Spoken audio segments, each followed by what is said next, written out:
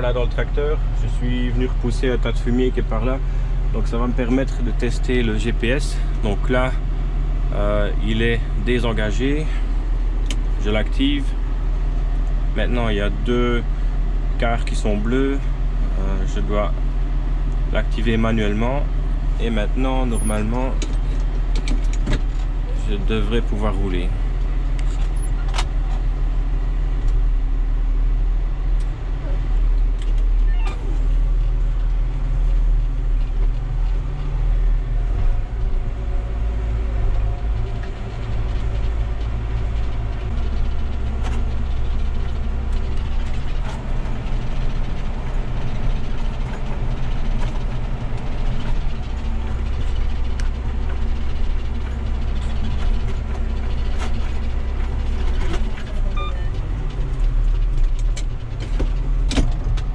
Donc apparemment tout fonctionne.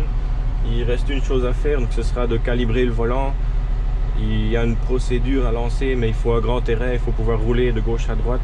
Et là, avec ces conditions là, c'est pas encore possible, donc je ferai ça au printemps.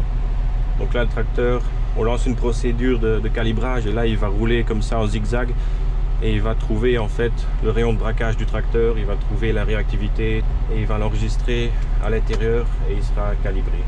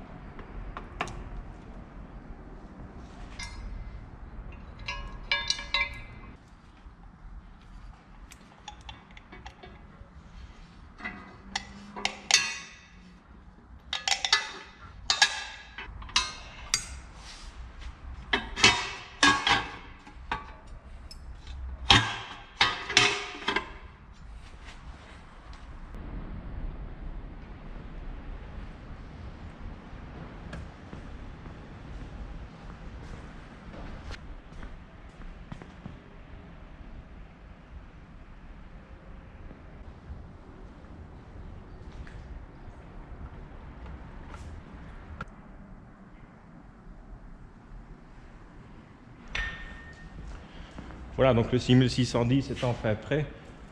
Il m'a fallu quasiment 5 semaines pour tout terminer.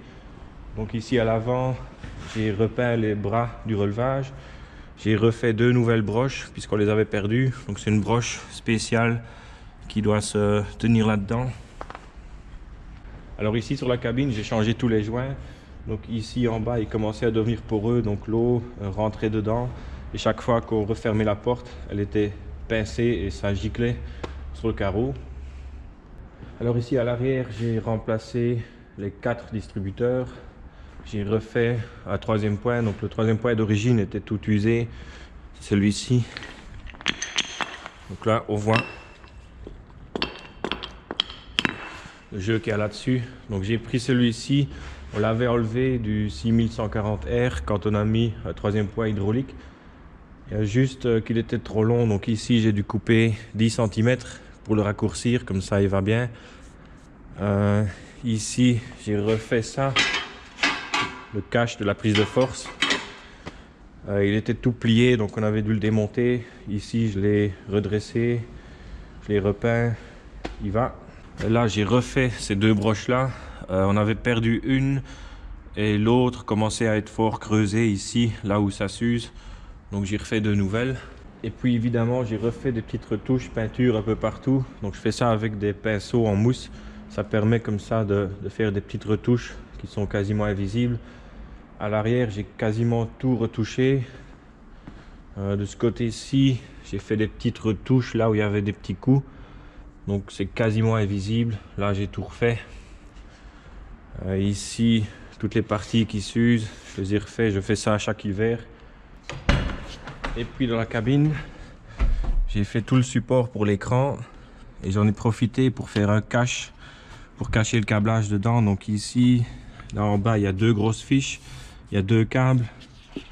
Donc c'était un peu beaucoup pour cacher juste là dans l'habillage, c'était pas possible, donc il y avait trop. Donc j'ai dû faire ça pour que ce soit propre. Ici, il suffit de le connecter là. Donc on voit, il y a un pivot là qui permet de régler l'écran dans ce sens là et comme ça. Alors pour l'emplacement de l'écran, j'étais limité pour la longueur du câble, donc je ne pouvais pas venir beaucoup plus en avant, mais je sais quand même atteindre l'écran sans trop me pencher en avant. Et puis voici le volant, donc ça c'est un ATU 300, il y a le câblage part comme ça là derrière, donc il n'est pas dans le chemin. Je ne sais pas si on va le laisser en permanence dessus puisqu'il rend le guidage un peu plus lourd, mais on verra à l'usage si c'est vraiment dérangeant.